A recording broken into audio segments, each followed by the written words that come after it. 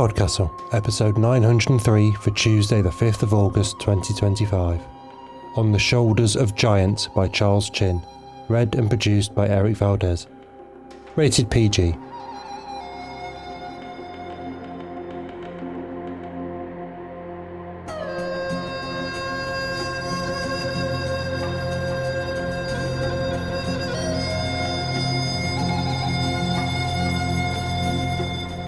Good morning, good day, good afternoon and good evening, and welcome to PodCastle, the flying castle of fantasy fiction. I'm your host, Matt Dovey, and it is my privilege to present for your enjoyment a PodCastle original, and a stunningly original story at that, On the Shoulders of Giants by Charles Chin, as narrated by our own Eric Valdes. Charles Chin was born in Oak Ridge, Tennessee.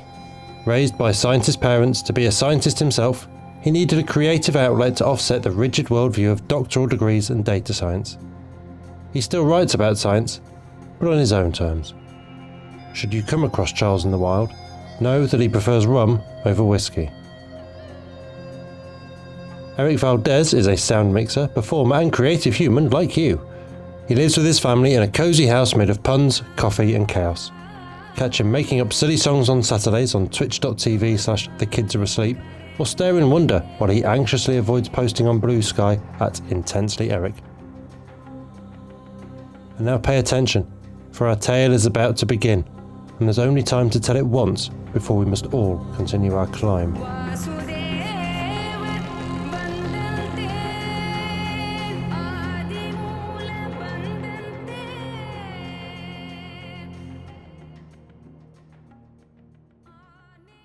On the Shoulders of Giants by Charles Chin, read by Eric Valdes. I was born a T12. Sure, it was the lowest of the thoracic vertebrae, but it was higher than any of the lumbars. I should be thankful to have been born high enough to see above the clouds.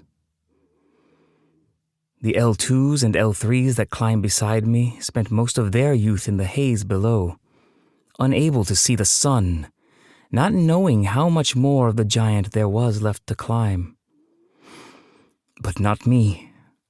Fortunate me.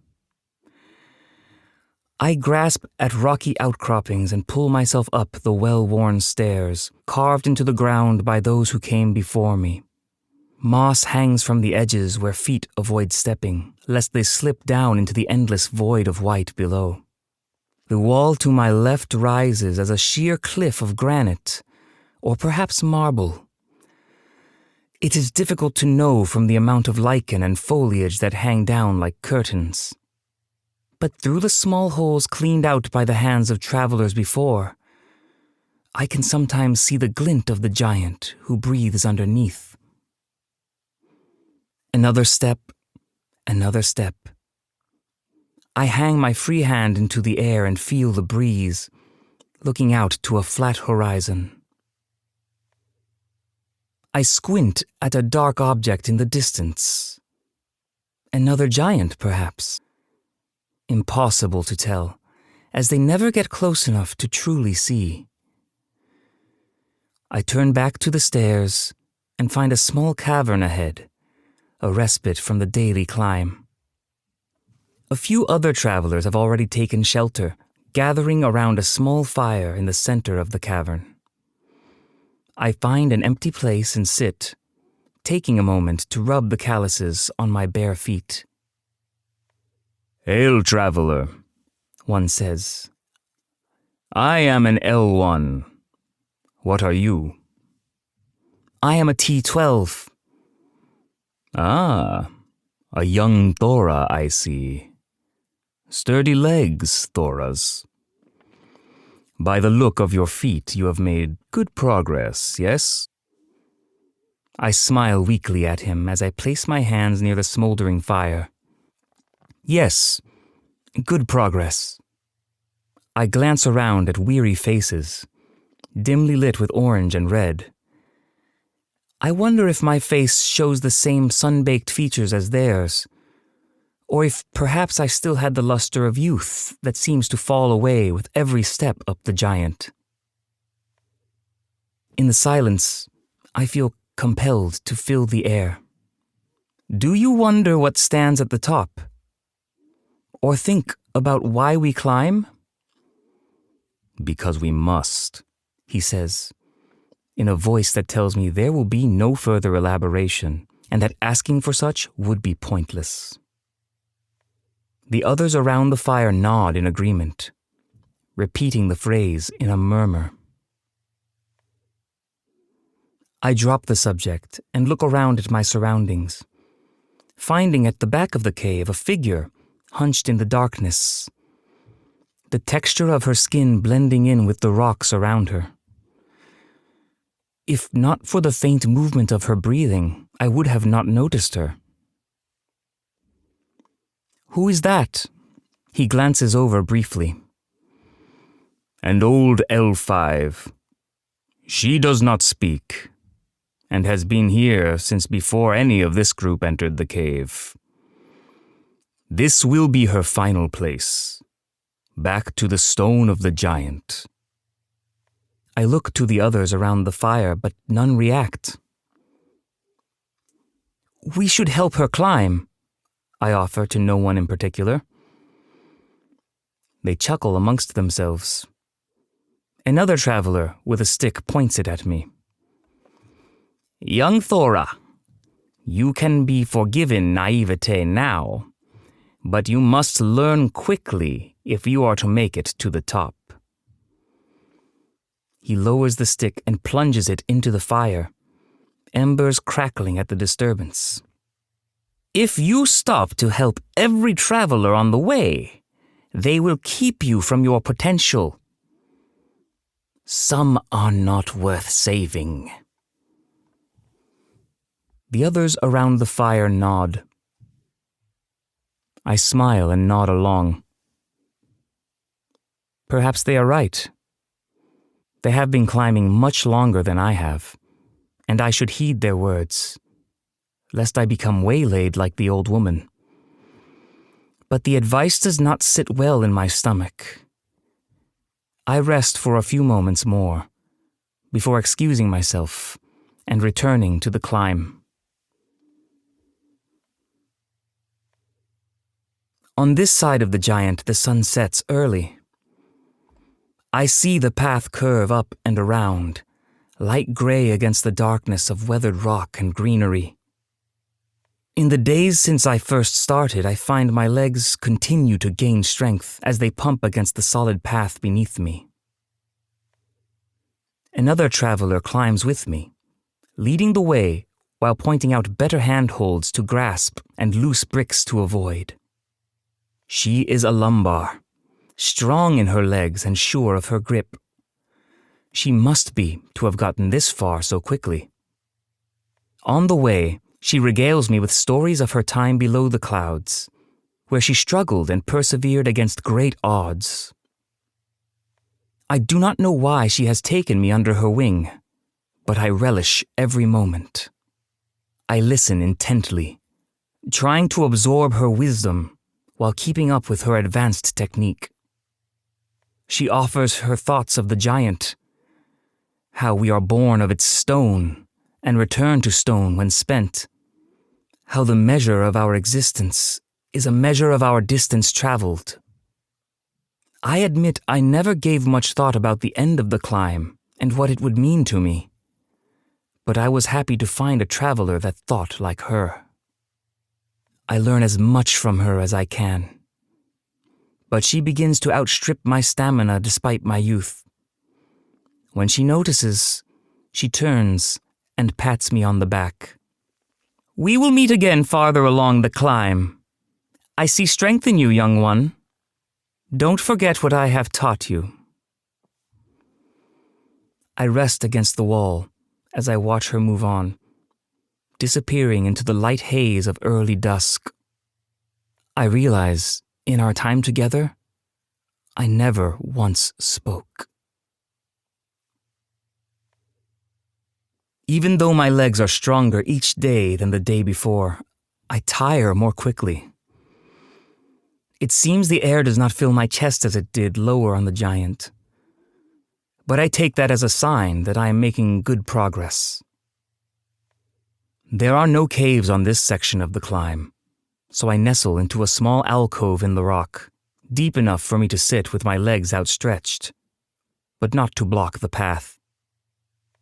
I doze while watching the stars blink into existence, their shine the only thing to mark the invisible horizon. Thoughts of the giant I lean against fill me with wonder and dread. Does it wander with purpose? Does it notice us struggle up its body? Or are our births and deaths as insignificant as dust falling through shafts of sunlight, visible for just a moment before being lost into forever? I fall into a dreamless sleep, unanswered questions swirling in my mind. I awake to a knock at my foot. An older-looking traveler with waxy hair drags a net made of woven vines past me, one filled with well-worn boards and dried rope, seemingly pried off from some structure. The net catches my foot, and she looks back to me with disdain in her eyes. "Move your foot, boy. You are in the way." I wiggle free and stand. "Apologies, but what is that you are carrying?" "It is of no concern to you what I carry," she says as she grabs at the netting, examining whether my foot had inadvertently injured her baggage. Upon closer inspection, I recognize the coloring of several boards in her possession. "Are those from the stairs by the right lat?" "I told you it is not your concern." Out of disbelief or anger, I am not sure which, I snatch a board from the tangle of vines. "It is! Why would you take these? They are not yours." She reaches for it, while trying to keep the rest of her pilfered goods contained. "I need them, so I took them. This side of the giant is cold at night, and I must have fire to sleep." "But how will others make it up that slope now? Those stairs were built for a reason." "The others can climb the way they did before. It is not my concern. I am reaching the top of this giant, and I will do what I must. You young-born should learn to do what is necessary, not laze around in the shade all day.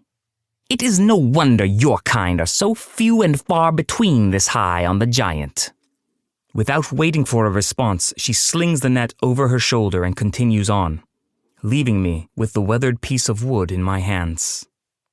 I debate for a moment whether to double back and see what damage has been done.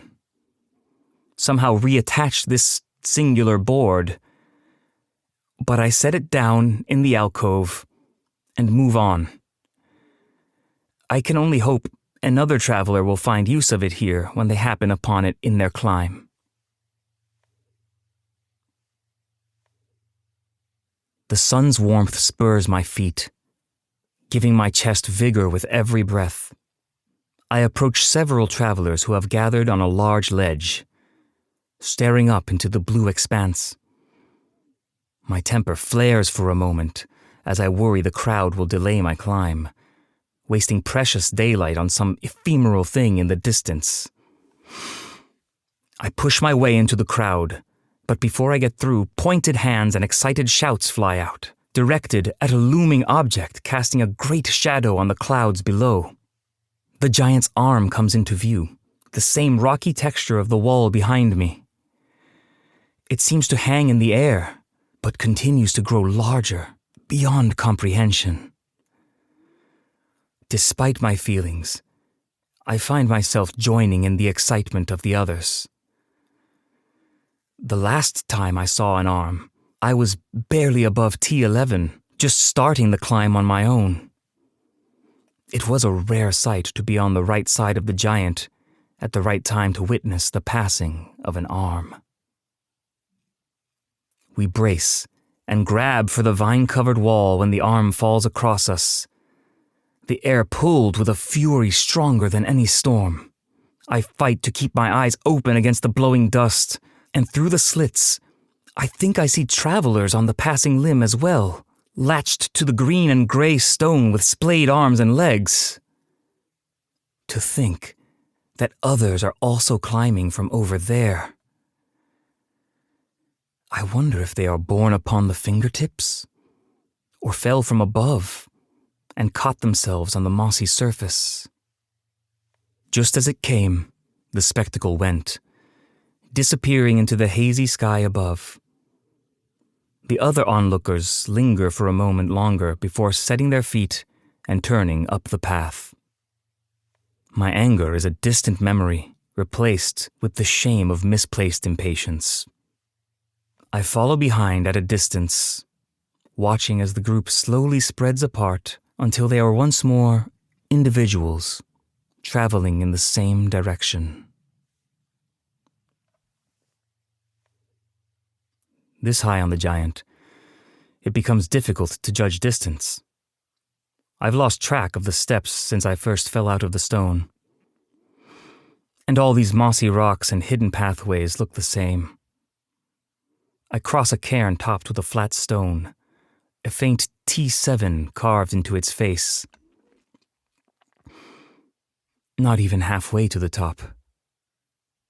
I look at my calloused hands and wonder how many more holds they will have to grasp before the end. I can see the wear of climbing the past 5 vertebrae in the wrinkles of my palms, age catching up to me faster than I can catch up to the top of the spine. I notice a traveler ahead, stumbling downward against the grain of several others. Before he reaches me, he turns off the path and pauses at the edge of an overhang, staring listlessly at the hazy gray expanse below. I walk past, but turn back and slowly step up behind. "Hail, traveler." He does not respond, lightly rocking like an unbalanced pendulum, eyes unfocused on the clouds below. I hesitate, but deign to move closer. "You are coming down the giant, friend." Unusual, to say the least. "It does not matter. Nothing matters." The frankness catches me off guard. "What do you mean?" "L1, T12, T5. It does not matter. It does not matter because there is no top to get to." I swallow a response as I try to process his words. No. This giant must have a top, should we be in his image. He continues to stare into the abyss below, feet less steady than just a few moments ago. We climb, and still the walls continue to reach into the sky. We work all our lives striving to reach T1, only to be mocked by the existence of C7. None of us will reach the top. Why? Why climb at all?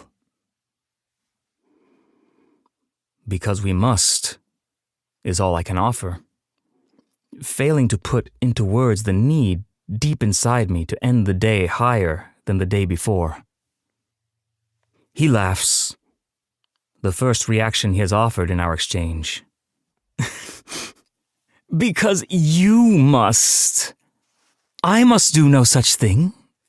I am free to leap from this ledge, am I not?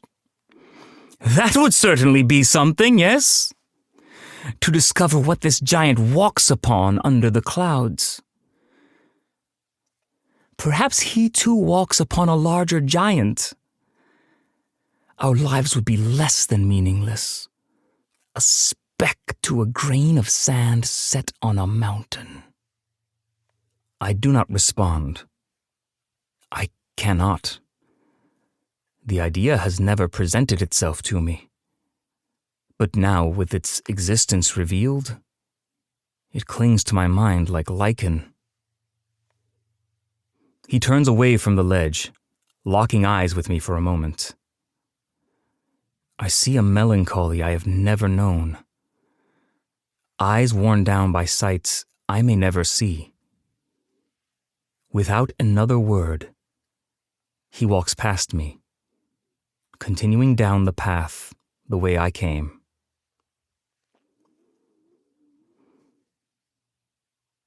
I step to the ledge where he once stood, glancing down to the white below. Waves of mist ebb and flow against the wind, the wake of the giant's massive body spreading into the unknowable distance. I roll new thoughts around in my mind, but decide to toss them off the ledge instead of myself. Turning, I find a rather sturdy walking stick and set myself back onto the path, heading up. It has only been a few days since the stiffness in my side began, but already I can feel it slowing my movements. The other travelers look at me with eyes that betray disbelief that someone of my station could have climbed so high. "A T12?" they would say. "I have never seen such a distinguished traveler up here at T3. It is the intonation. It cuts like obsidian. I work from one step to another, gripping handholds with fingers more callous than bone. Working methodically, my speed is often deemed too slow for younger, more vibrant T6s and T5s who work themselves by me with varying levels of disdain. I do not begrudge them. They know not the struggles of the lower back. But then again, how could they? I come to a place where the path diverges, one which wraps around into the distance, under where the arm attaches to the shoulder, the other which extends up at a steeper angle, more a fissure in the wall than a proper path. The shorter route, were it more usable, would cut days off the climb, something I now understand to be a fleeting commodity. Others file past onto the path winding to the giant's left, but I stare above me. Mortality always felt as distant as the top of the giant, something to worry about the next day. But as the stiffness becomes more noticeable across my chest, the calculus of every step upwards changes. I sigh and look at the tangle of vines that mats the surrounding walls and begin untangling it. Methodically I work, weaving twine from strips of foliage, weaving rope from bits of twine. I lash them to rocky outcroppings where I can, and when I cannot, I make my own anchors. Slowly, a ladder forms, in the most crude of senses. But it is sturdy, and it allows me to climb just a bit higher to continue weaving. A traveler stops and beckons me from below. "Hail, friend! What are you doing?" I turn back and lower myself the few ropey rungs I have made. "Hail, traveler! I am clearing this path so that it may be usable." He looks up the fissure and to the sky above. "The path around left is easy. The time you spend building a path up this wall will not be returned." That is true. But perhaps I will not be the only one to find it of use. He looks back, perplexed. "Do you not wish to reach the end of the climb?" I stifle a laugh. "What are you, young one?" "I am a T6, he says with an air of pride. "Well, T6, you may one day learn that the end of the climb does not come only with reaching the top. You may find that the end of the climb reaches down to you." I tap my side, letting the hollow knock of stone reverberate out. I know I will not reach the top, but I choose to make the climb just a little easier for those who follow. I smile and nod to him, returning to the vine wall to collect more material. As I pull tangled masses loose from the wall, another pair of hands begins pulling in kind. I look to find the young traveler, face hard with concentration. I thought you believed this a foolish endeavor. I believe it foolish for you, good traveler, but I still have strength in my hands to reach the top, and have made my own choice that perhaps my time is better spent bringing as many travelers up as I can, rather than sitting alone at the top. I feel a renewed vitality in my chest.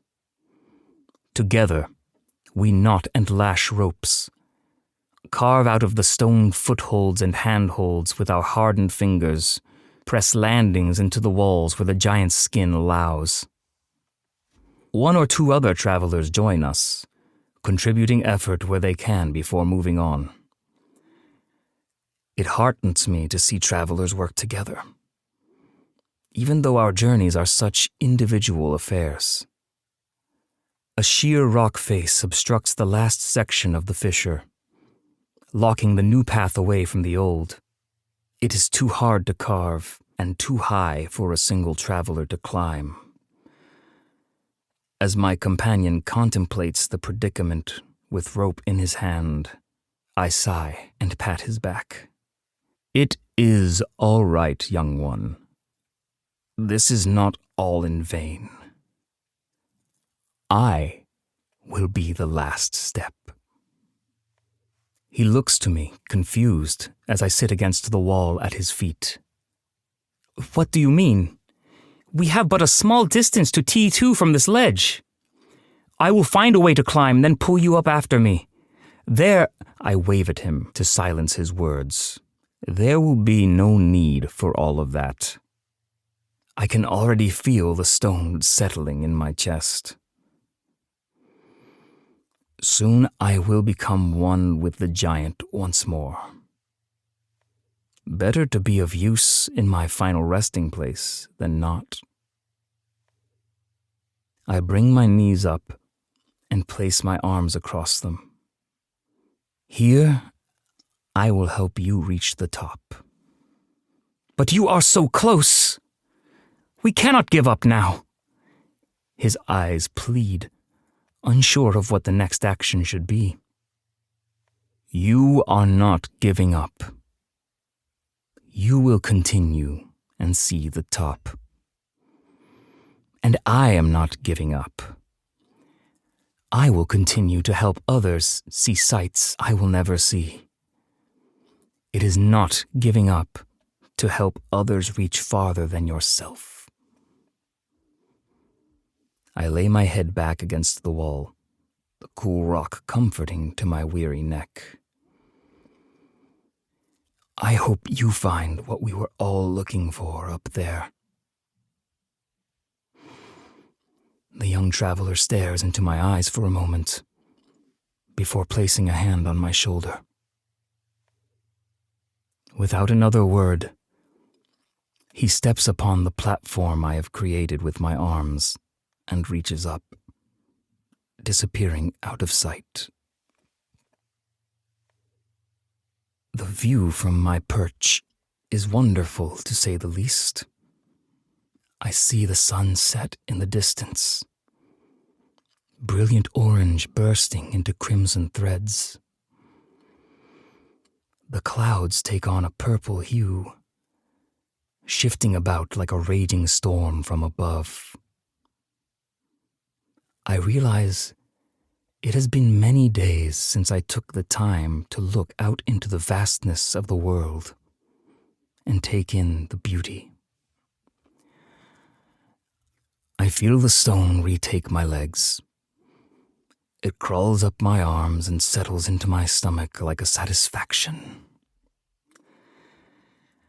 I wonder if my eyes will still be able to see when I return to the giant. I would certainly like to see where we all end up. That would be a great gift indeed.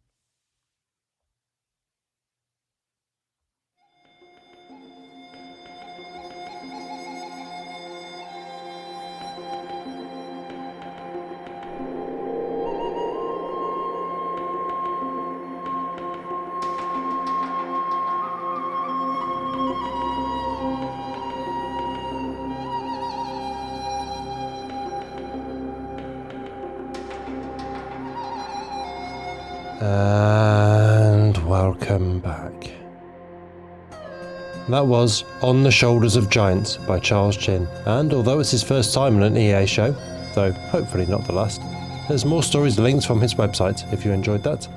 Make your merry way over to charleschinwriting.com, where you'll find links to stories you can read online for free or anthologies you can buy with his work in. There is so much to work through here that I could be talking at you for as long as Eric just did. There's the systemic drive to push ever onwards even though you don't know what's at the top. The capitalist rat race with no finish line that leaves literally the richest people in history still clambering to get more at the cost of everyone else. Never satisfied, never sated, dismantling the stairs they themselves climbed so they can burn the wood for one night of warmth. There's the ugly urge to individualism, dressed up in the language of meritocracy, that if people can't climb higher than this, then it's their own failure. Never a systemic one, of course. Where you started on the spine doesn't matter. All you have to do is climb, and everyone can climb. So if you were strong enough, you'd be able to climb to the top, regardless of how far you had to drag yourself up in the first place, just to make it to where some folks started, through no more merit than the circumstances of their birth. Which, of course, we see manifest in the real world both as the mind-shatteringly stupid idea of trickle-down economics, the idea that the folk up top will let any of their wealth slip through their fingers to be hoovered up as scraps by the rest of us, when in fact what the 40 years since Reagan and Thatcher has shown us is that they clench their fists tight and let none of it go, except to deploy it in building barriers between us and them to keep us in our place and them in theirs. And we also see it in the ableist notion that disability is a punishment from the universe, a manifestation of inner evil and or unworthiness, an idea so anodyne and accepted it forms a large part of the roll call of Disney villains, stories watered down and sanded of any other sharp edge that might upset or offend, except, apparently, the ones that might upset and offend disabled folk. Most damningly of all, we see it manifest as a self-policing divide and conquer, where climbers leave someone behind out of fear they would be a burden to their own potential. Where the working class blame the immigrant class for their ills, or blame those forced out of work and onto benefits due to disability they never asked for. They tell us that anyone can make it to their rarefied heights, and distract us from all the obstacles they've put in our way by pointing to the folk climbing up behind us, and convince us they'll put us back down. It's the crab bucket mentality, making sure we keep each other in the bucket out of envy, fear, or a misguided notion of zero-sum success. I can't remember where I read this recently, apologies, but the most important part of the crab bucket analogy is the unspoken part. Crabs don't put themselves in buckets. It's an unnatural situation forced upon them by those with more power. And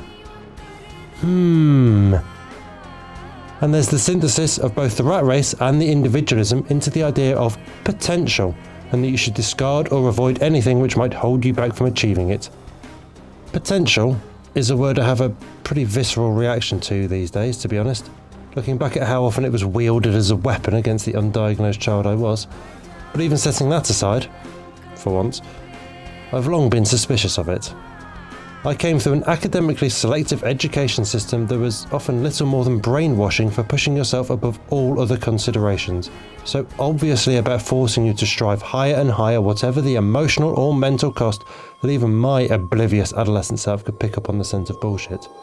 A school that pushed me straight out into a university education that was itself built around career opportunities and marketable skills rather than, a simple love of learning for its own sake. And that treadmill has always exhausted me and confused me. What am I striving for? Why?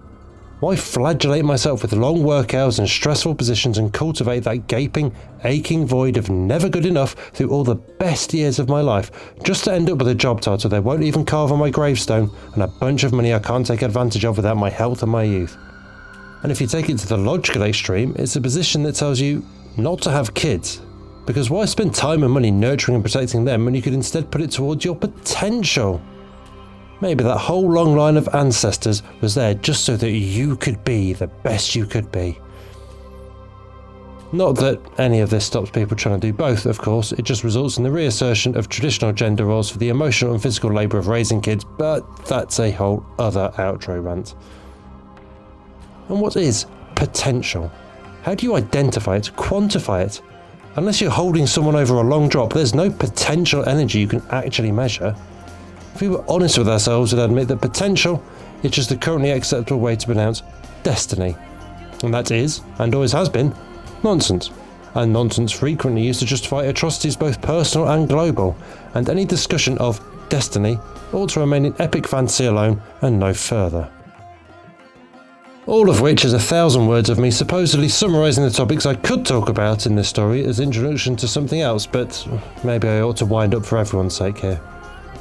I think I ought to end, as the story did, on something better. On solidarity. On working together to achieve more than anyone could alone. On building something you know you won't benefit from yourself, but others will. On accepting that despite standing on the shoulders of giants with all of human history behind you, that you are not the culmination of that process, but just one more step along the journey. And that if we walk in the right direction, there never will be a destination, a culmination, but only ever the journey, only ever our children and their children and their children climbing upwards to the top of the giant, to the stars, to the future. If you believe yourself unique and individual, you will only be disappointed and frustrated by the world. But there is power in accepting that you are part of a whole, both socially and temporally, and that it was never about you, but about us. All of us, the us that includes you too. Plant the trees that will outlive you. Build the foundations of the cathedral that will never be finished. Push the ideas that will shape the world into a better place for those coming up behind. One that won't hurt them like it's hurt you.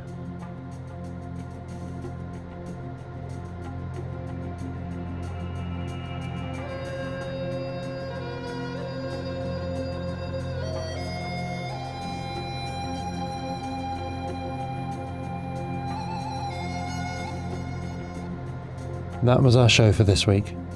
On behalf of everyone at PodCastle, your co-editors were Nini Kamamia and Devon Martin, assistant editor Caitlin Zavanovich, audio engineer Eric Valdes, and our many wonderful first readers, Andrew Cahoe, Balawan Conte, Craig Jackson, Amalia Harrington, Julia Patt, Kieran Corsini, Tanya Barry, Tava Nova, Tierney Bailey, Zeev Witties, and myself, Matt Dovey. Thank you for letting us share another story with you. The legal bit. PodCastle is part of the Escape Artists Foundation, a 501c3 non-profit, and this episode is distributed under the Creative Commons Attribution Non-Commercial No Derivatives 4.0 International License. That means you can share it, and please do, but you cannot sell it and you cannot change it. If you want specifics, check creativecommons.org.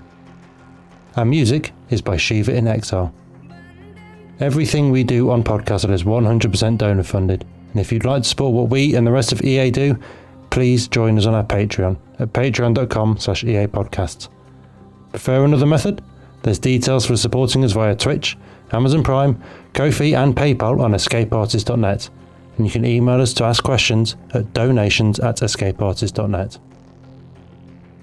We'll be back next Tuesday with another fantastic tale. In the meantime, you might care to check out our sister podcasts: Escape Pod for science fiction, Pseudopod for horror, Cast of Wonders for YA speculative fiction, and Catscast for speculative cat stories. If your heart belongs to us though, we'll see you next week. Be safe and be kind.